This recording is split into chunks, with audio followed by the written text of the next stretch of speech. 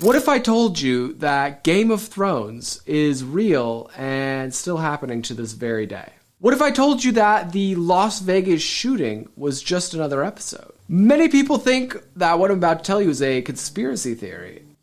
But is it really? You be the judge. This real-life Game of Thrones episode that I'm talking about started when Saudi Crown Prince Mohammed bin Salman, son of the elderly king, cut a bunch of his relatives in line for the throne. And that really pissed off his relatives. So, being the royal savages that they are, naturally, they set out to kill him. Enter Las Vegas, October 2nd, 2017. The Crown Prince is in town, and he's staying at his place at the Four Seasons. For those of you who don't know, the top 4 floors of the Mandalay Bay is actually a Four Seasons owned by the Saudi royal family. Aforementioned angry royal relatives, who he had cut in line for the throne, decide that they want to kill him, and so they send some assassins. The plan was, in order to draw the least amount of attention possible, that the assassins would meet an arms dealer named Stephen Paddock at the hotel there, get their weapons, and then head upstairs to go murk the prince. But when the assassins did that and they got up to his room, it turns out he wasn't there. He went out to the casino that night, off the record, so not on the schedule, and in plain clothes, looking like a little dork to go gamble. As the assassins charge into his room, confused that he's not there, the alarm gets sounded, and the FBI runs into the casino where the prince is at with guns and rushes him out, scaring the crap out of everybody else in that casino. Meanwhile, the royal relatives start panicking because they know that the retribution will be brutal if they're caught trying to kill Mohammed bin Salman. So they panic and they order the gunmen to shoot down at the crowd to make it look like a mass shooting instead. The United States and other countries is stereotyped as a place with just unending mass shooting. So in the Saudi royals' mind, this was the perfect alibi and cover-up. So the shooting goes down, the police get called, the FBI comes in, and the cover-up starts. The cover-up is said to be necessary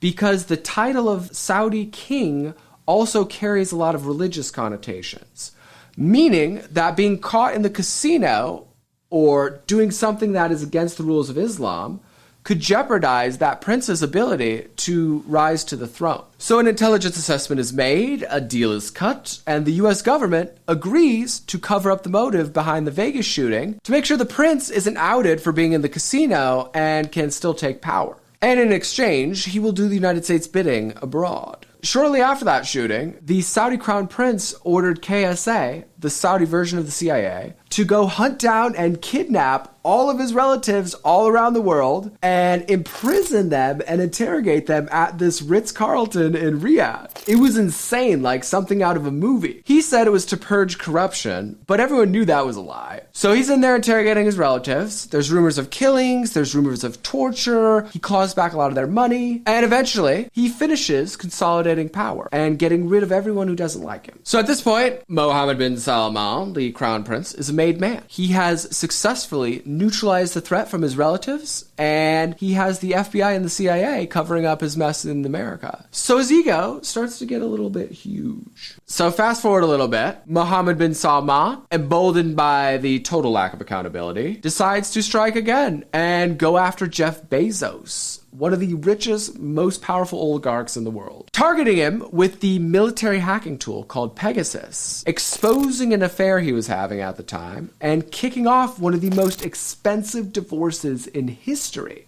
That Saudi royal racketeer chopped a few billion off Jeff Bezos, that's for sure. Now, even if you despise Jeff Bezos like I do you think it's acceptable for our government to do nothing when a foreign leader uses a military cyber weapon against an American citizen? I sure hope not. I mean, yikes, right? Feeling emboldened by the air support he received from the American government, Mohammed bin Salman decided to again test the limits of his power and viciously murder a journalist in the most gruesome way possible. And yet again, he got away with nothing more than a slap on the wrist, showing him that he can kill whoever he wants and get away with it. Now, even if you despise the Washington Post like I do, does anyone out there think it's acceptable for a king to kill a journalist just for criticizing him? It's hard to overstate how serious of a problem this is. Mohammed bin Salman is in his early 30s, meaning he's going to be around for minimum the next 40 years. He's going to outlive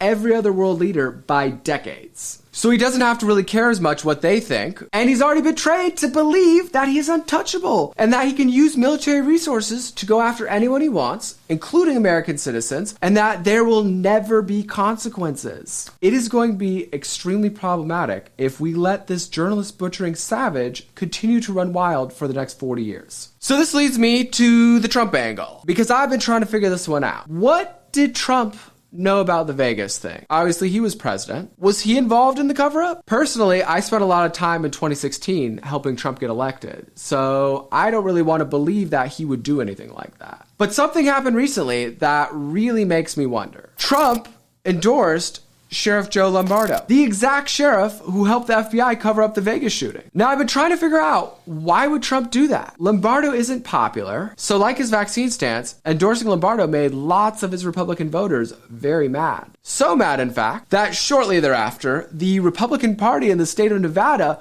voted to reject Trump's endorsement of Lombardo and instead pick Joey Gilbert. A huge middle finger to Donald Trump, and a show of force that the people of Nevada have had enough. So I've been trying to figure out, why would Trump so flagrantly disrespect the will of his voters? I mean, he's still sending his son down here to do campaign events for Lombardo, even after the party said that's not what they want. So why is he doing that? Could it be that he owes Sheriff Lombardo a favor in exchange for his silence? Who knows? It's a shame that we even have to wonder. And it would be really nice if we had any real journalists out there who could figure this out for us. You would think that they would be jumping at the opportunity to bag a president and a king all in one foul swoop, especially if that president is Orange Man bad.